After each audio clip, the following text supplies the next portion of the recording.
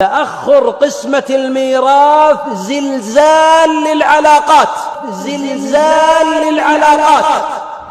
لا بد أن نقسم الميراث فوراً بعد أن نخرج الحقوق المتعلقة بالتركة، ويعطى الذكر مثل حظ الأنثيين بقسمة الله. البعض أخر القسمة سنة وسنتين، وغالب اللي يأخرون قسمة الميراث هم الشبعانين. الشبعانين من الورثة، واحد له وظيفة ومال وفلة وسيارة وخيته مسكينة مستاجرة شقة غرفتين وصالة، وزوجها فقير وأبناؤها فقراء. هذا الأخ مبسوط وشكم مستعجلين عليه. من هنا الأخت تقطع أخوها، أبناؤها يقطعون خالهم. والمجرم الأول، واسمحوا لي أقول، تأخير الحق ظلم.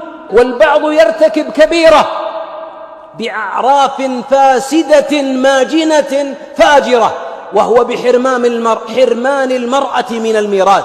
فبعضهم لا يورث المرأة من ميراث البلاد، الأرض، العقار، ما يعطيها.